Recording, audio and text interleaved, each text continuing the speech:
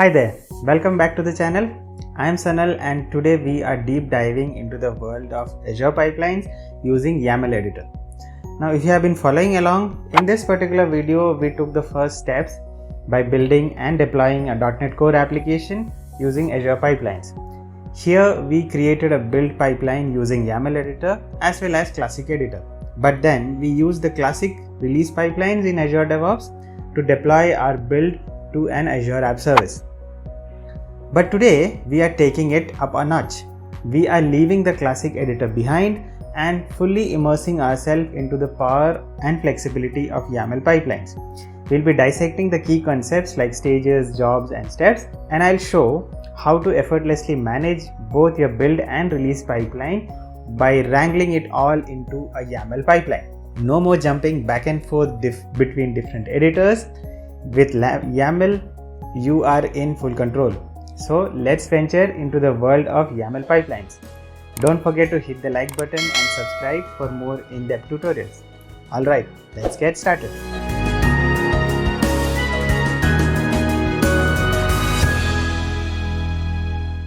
The latest way to build CI/CD pipelines on Azure DevOps is with YAML files.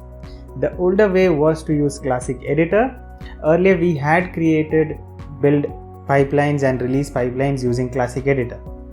We also created build pipelines using the YAML file, but we still use the release pipelines to deploy our application. Now, if you are new to these concepts and are not very familiar with Azure DevOps pipelines, I would highly recommend you watch those videos. You can find the link to those up here. In this video, we'll be focusing on creating the whole CI/CD flow from building our application to deploying it on different environments using just the YAML pipeline editor. Now, before we start creating pipelines, let's understand more about the YAML syntax for Azure Pipelines. YAML, which stands for YAML Ain't Markup Language, is a human-readable data serialization language. It is commonly used for configuration files. YAML uses indentation and simple punctuation marks to represent data hierarchies, making it easy for both humans and machines to work with it. It's a popular choice for defining configurations in tools like Azure DevOps, Docker Compose, Kubernetes Manifest, etc. In Azure DevOps, YAML is the new way of defining pipelines. We can define our pipeline in a YAML file with rest of our application code. This makes the pipeline also versioned along with our code. It follows the same branching strategy. You get validation on your changes through code reviews and pull requests and branch build policies. Any change to the build process that could break the pipeline or result in an unexpected outcome can easily be identified because the changes is with rest of our code base. Now let's look at the components that make up the pipeline. Now the first component is the trigger. A trigger is something that's set up to tell the pipeline when to run. You can configure a pipeline to run upon a push to a repository at scheduled times or upon completion of another build. A pipeline is then made up of one or more stages. A stage is like a logical boundary in the pipeline. It can be used to mark the separation of concerns like build, dev, QA or production. When we define multiple stages in a pipeline, by default, they run one after another. We can specify the conditions for when to run each stage. We can also set up dependencies between stages to make sure that a particular stage runs only when another stage is completed successfully. For example, deployment to dev happens only once the build is completed successfully.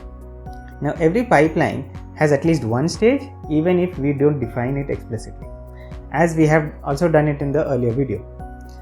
Now, it makes sense to create stages when you have different logical operations happening as part of the pipeline to have a clear separation. It also helps in having better control, like having set of approvals for jobs or separating a job that needs more time to run. Each stage contains one or more jobs. A job represents an execution boundary for a set of steps. All these steps run together on the same agent. Jobs are most useful when you want to run a series of steps in different environments. For example, you might want to build two configurations, maybe x86 and x64. In this case, you can have one stage and two jobs, one job for x86 and another for x64. A step is the smallest building block of a pipeline. A step can be a script or a predefined task, which is nothing but a pre-packaged script that has been abstracted with a set of inputs. An example of a task could be like publish the build artifact or deploy it to app service. Another important component is the artifact, which is the collection of files or packages published by the runner. Artifacts are made available for subsequent tasks such as distribution or deployment. I guess enough of talk. Let's jump into Azure DevOps and start creating a pipeline. So I have a project in Azure DevOps as DevOps samples. This is the project when I had used in my previous videos. So here I have a .NET Core application which we will be building and deploying it to Azure. As you can see, I already have an Azure Pipelines file here, a YAML file, which I had created in the earlier video, and what it does is just build the source code and create the artifact. In this case, we had used the YAML file just to build the application, but then we used the release pipelines to release it to Azure. In this video, we will be using only the YAML file to create the pipeline, and it would do the complete process for us. Let's come to pipelines and click here to create a new pipeline, and it would ask where our code is. So we'll select our repository as Git. So Azure DevOps does offer you different options to use different types of repositories. You can use the inbuilt Azure repos Git, or you can connect to Bitbucket Cloud, GitHub Enterprise Server, or any other Git repositories. So here we will be using the repos Git because our code is here. And when you select that, it automatically shows the repository available under this project. If you have multiple repositories, it would show up all of them. Let's select this and let's just use a starter pipeline so that we have a fresh one, and let's rename it as its stages, and let's remove all other things, and we'll start with trigger. So I was mentioning earlier also that the pipeline starts with the triggers. We have to mention what is the trigger. So here we are just mentioning the trigger keyword and mentioning the branch name. So whenever there is a code commit in the main branch, this pipeline would be triggered. So that's the trigger we are going to use. Next, let's add some standard variables which we will be using in our pipeline. So this is one way to set up variables in an Azure pipeline. So variables are like, we have variables in programming languages where you can reuse them throughout the code. So similarly, when we define variables here, we can reuse the variable names in different part of our YAML file. If any changes are to be made to those values, we just need to make it at one place and it gets applied to all other places. So that's the benefit of using variables wherever we can. After that, the next step is to create the stages. To start with, we'll use the stages keyword, which lets us define the stage. Under stages, we would have to mention stage, and let's give the name for the stage. Let's call it build, because we are as the first stage we are going to build our application. And let's have a display name, build application. Let's call it build application. And then we have jobs. I think there's a typo. Let's correct that. So as I mentioned, under a stage you can have one or more jobs. So under the jobs keyword, we would be defining our job. In this case, we only have one job, that is to build our application. We call it build, and here we would need an agent. So every job runs through an agent unless it's an agentless job. So even for building our application, we'll need an agent which would download the source code and build our application. When you are using Azure Pipelines, we have got a convenient option to run our jobs using Microsoft hosted agents. With Microsoft hosted agents, maintenance and upgrades are taken care for us. Each time we run the pipeline, we get a fresh virtual machine for each job in the pipeline. Please note that the virtual machine is discarded after that one job, which means any change that the job makes in the virtual machine, such as checking out the code, will be unavailable for the next job. Azure Pipelines provide a predefined agent pool named Azure Pipelines with Microsoft hosted agents. For many teams, this is the simplest way to run jobs. You can try it first and see if it works for your build or deployment. If not, you can use the second option, which is self-hosted agent. A self-hosted agent is an agent that we set up and manage on our own to run the jobs. We can use self-hosted agents in Azure Pipelines or Azure DevOps Server, formerly known as TFS. Self-hosted agents give us more control to install dependent software needed for our builds and deployments. You can install the agents on Linux, Mac OS or Windows machines. You can also install the agent on Docker container. How to set it up would be a topic for another video, but if you are interested to know more about it, you can check the reference links in the description box below. So for defining the agent we want to use or agent pool we want to use, we have to use the pool keyword, and here we will be using VM image as Windows latest. So what we are using here is Microsoft hosted agent with a VM image of Windows latest. It offers different VM images like Windows, Ubuntu and other flavors as well. Now once we have chosen our agent, we have to specify the steps for our jobs. So let's have the steps. Now steps are nothing but different tasks you have to do as part of your pipeline. So it could be either a script or a predefined task. This stage we can also use the task assistant provided with Azure DevOps, which can help us in creating a pipeline. So if you come on the right, you can see there is an option called Show Assistant, and here we can use this .NET Core task, which would help us set up our pipeline. So to start with, let's say we do NuGet restore. So the paths, we'll have to specify what is the path to project, and feeds to use, let it keep what is by default, and just click. So it just comes sometimes little out of the indentation, so let's indent it under steps.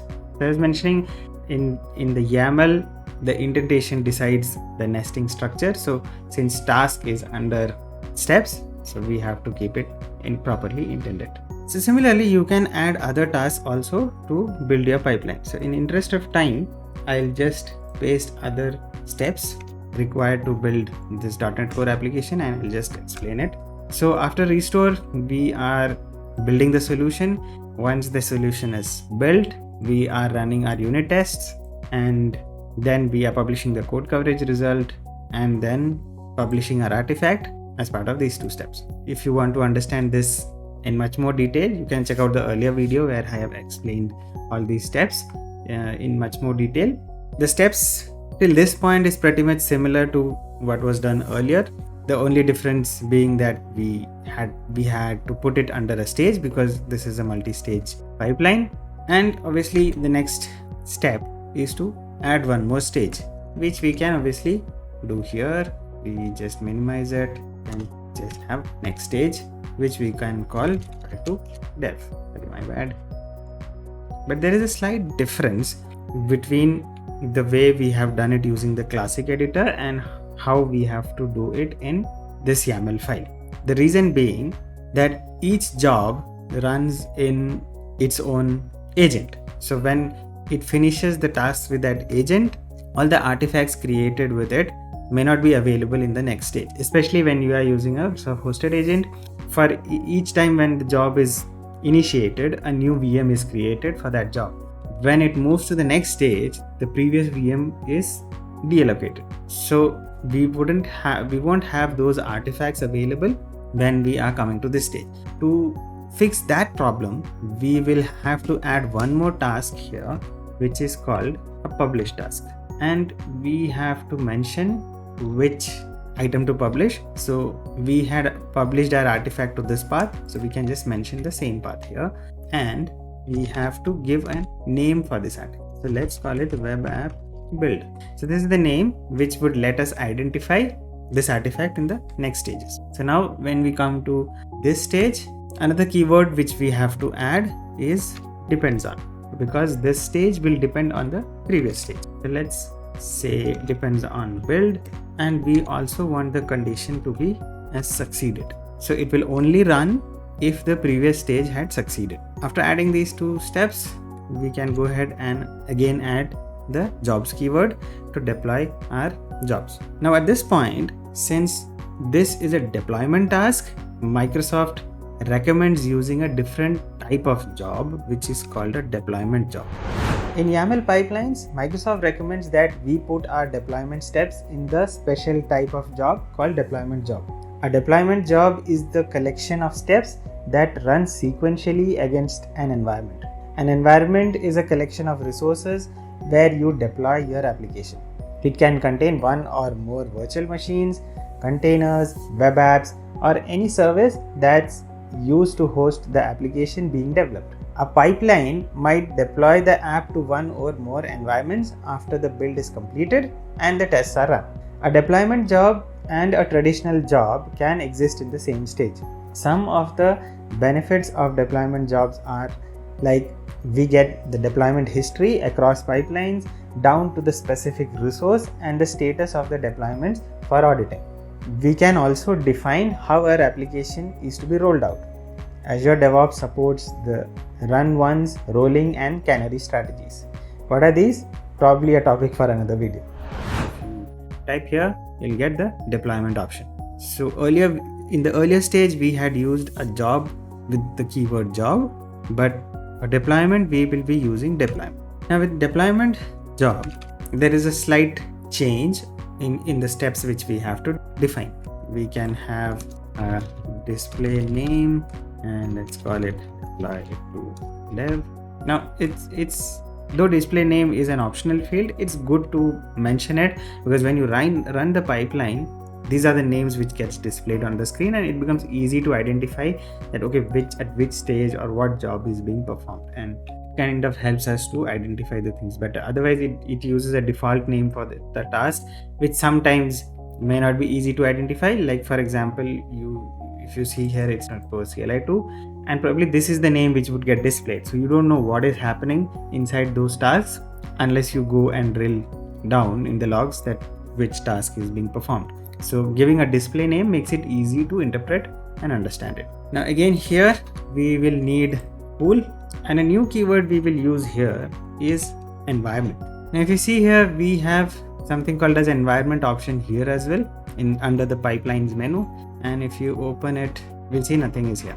So we can also create an environment here if you have virtual machines which you want to maintain here, but otherwise we can do it through the pipeline as well. So we'll come back to environments once we have run our pipeline, and then we'll see the magic. So let's call it dev because we are deploying it to dev, and now we will need to use variables for this pipeline. The question might be that we already have variables towards top of the file, then why we are using it here? Here we are using it because we could have different variable values depending on our environment, right?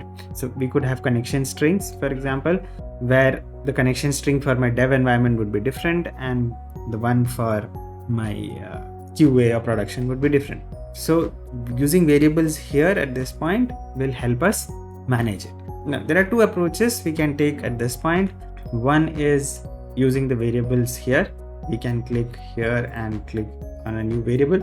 We can call it connection string var, and we can have a value.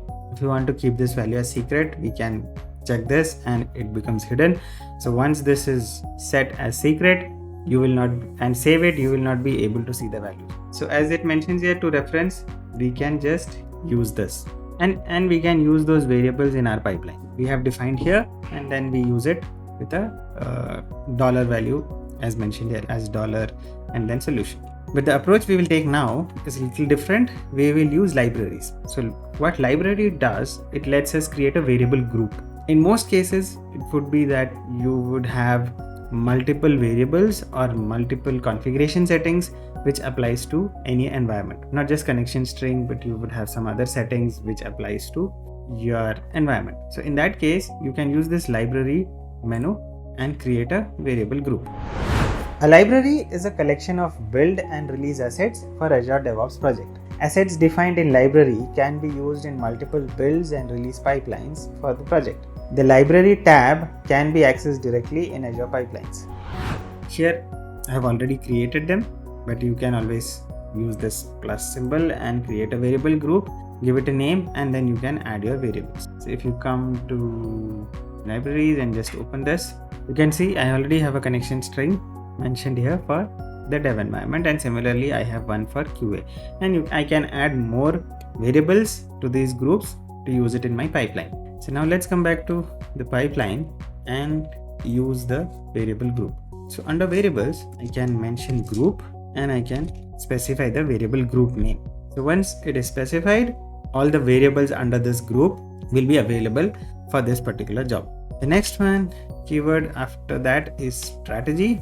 So what kind of strategy we want to use for our deployment, and we want to use run once because we are running once in our pipeline. Under run once we have deploy, and after deploy we come to steps, and from here on it's again similar like we did for the jobs in the above stage. So now if you remember, in the previous stage, at the end of the previous stage, we published our artifact, and that is what we want to use to deploy our application. So to start with, we have to download that. So we'll use the download task and we'll specify current. So current means in the current pipeline, whatever was the artifacts, from there we want to download. We can also do it from a specific run.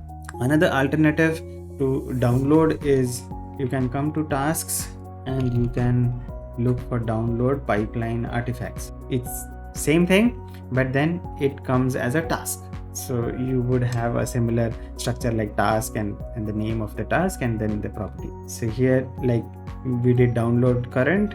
So the same thing is download artifacts produced by current run or a specific run, and then we can choose the project. So we can also choose it from a different project, from a different pipeline if we want. For now we'll just stick to this one, and we will call the artifact and we'll specify the artifact name. This is the same name by which we have saved it, and we'll be using the same artifact. Now as the next task, we will use a task called web app.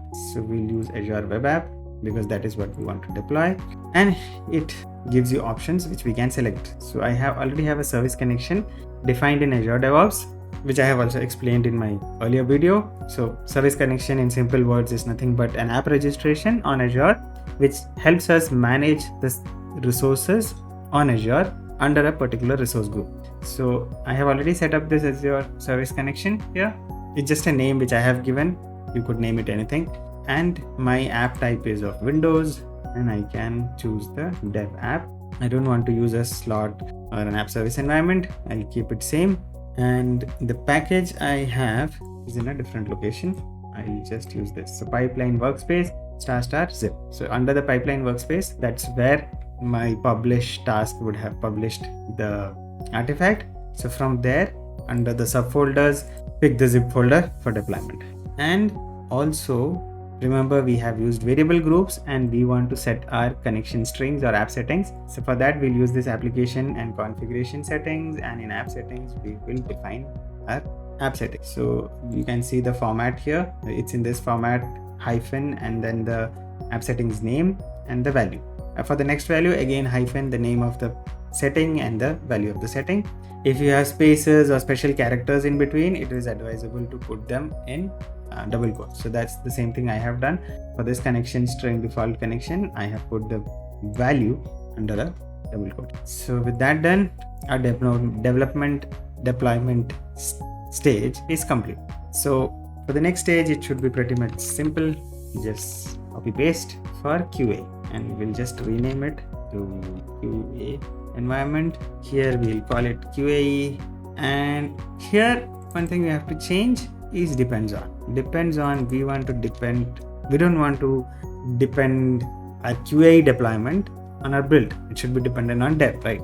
Let's change the depends on to deploy to dev. It will run only after it is deployed to dev. I think the rest everything is fine. And our app name for this was QAE. So if you can always edit this task by just clicking on the settings link, and it would show up here, and see that it has selected QA. We have QAE, and rest everything is fine. We have app settings, and okay, somehow our variables went off. I think it got replaced last time. Web app dev and here we want QA. So with that, our pipeline is ready. So let's just save it. So ideally, you should create a new branch and commit and do a PR depending on the process you have in your organization or your team. But for now, for simplicity's sake, I'm just doing it directly to main branch. Okay, it says environment not found. What was the name of group? It was just QA. So let's just edit this too. So let's come to pipelines, and since we made a change, our older pipeline started running. For better understanding, let me just rename this. The pipeline is started running, and we can see that we have 3 stages here. So building application, deploy to dev, and deploy to QA. So let's check this out. It has started running, and as you can see, it is showing all the display names we have marked for each of the step, and it is running one by one. So let's give it a few seconds to run and finish the build. So now the build is complete, but if we come to the summary page of the pipeline run, you can see that this stage is waiting for permission. So when we create a YAML pipeline and we are using variable groups, the first time when it tries to access the variable group, it requires the permission to access that resource. So we have to just click on it and we have to permit. So it's asking for a permission for environment and as well as for the variable group. So as it says, granting permission here will permit the use of environment dev for all waiting and future runs of this pipeline. So we want to use the environment, so let's give it that permission and also permit the access to variable group. Similarly, we'll have to do the same action when it comes to QA stage. So I can just expand and see that it is downloading the artifact and then it will deploy the application to Azure. So let's give it a few seconds, and it has completed the deployment to dev. And if we go to this, we'll just copy this link and paste it here, and we can see it is deployed and we have the connection string which we had mentioned for dev. So let's come to the QA stage, which also would be pending for similar permissions. So let's click on view and permit access to QA, also permit access to variable group, and with that it should go ahead and deploy to QA as well. So let's give it a few seconds, and deployment to QA also is complete. Let's just copy this link and open the QA portal, and you can see that the connection string here is of the QA server which we had mentioned in the QA variable group. So this way we have created a pipeline and a single pipeline file with multiple stages, and we have built it and then deployed to 2 different environments. Now in an ideal scenario, we wouldn't want the deployment to just happen as soon as it is built to be deployed to different environments. We would also want some level of control, right? So that's where environments come in, the environments which we used as part of our pipelines. And if we come to this environment section, we can see that it created those environments automatically under this environments page. Could always create beforehand, just give a name for an environment, and resources we can keep it as none to add later. And since app services are part of Azure, it's not a separate VM or a Kubernetes namespace, so we don't have to select anything and we can use the environments. Or when we define it in pipeline, if it is not available, it automatically creates it here. And if you go to each of these environments, it shows the deployment history as well. Now here, in an ideal case, once the solution is built, we ideally deploy at least one environment, maybe a pre-dev or dev. Everybody has different naming conventions, but usually the higher environments require some level of approvals, some monitoring to be done before it is deployed there, or some level of gates. So for that, for example, for QA, we can add approval and checks. So we can have approvals, we can allow deployments based on branches that are linked, or maybe only during some business hours, or different options. So there are quite a few options which are available, which we would want to do. So as an example, we can try with approvals. We just use my username as one of the approvers, and here it is like all approvers must approve. Now if we come to pipelines and run this again, let's see what happens. So let's give it a few seconds to build and deploy to dev. So now we have deployed till dev again, and let's come back to jobs, and you can see that our deployment to QA is waiting and 0 out of 1 check has been passed. So if you click on this, you can see that one approval needs your review. So it is asking for the approval of a reviewer, whoever is marked in the approval list. So since I have put my own username, it is asking for my approval to review and approve the stage. So here I can give an optional comment like deploy to OK, and I can approve, or I can also reject. So it is asking for an approval for this environment, and I can click approve, and then it goes ahead and deploys it. So this is something which was available as part of release pipelines in classic editor. When you go to this release option, the release menu, so similar functionality is available here also through environments where we can have approvals and checks. With that, we have created a full CI/CD flow using YAML pipelines in Azure DevOps. This is probably the most common and basic flow which should be enough for many projects. You can add more stages for additional environments and also enable approval gates for more control. I've shared the code for the pipeline for your reference. The link is available in the description box below. Let me know in the comment section your feedback, questions and suggestions. Also, let me know if you want me to cover any specific topic related to pipelines. I'll be glad to help. I'll keep covering more advanced concepts and pipelines for other scenarios in future videos. So subscribe to the channel so that you don't miss out on those videos. If you're interested in streamlining your development process using branch policies in Azure DevOps, you can check out this video. This can be useful for continuous delivery of your source code. If implementing branching strategies for your repository is becoming a challenge for you, check out this video to learn about Git branching strategies and how Microsoft does it. Thanks for staying till the end. See you in the next one. Till then, adios.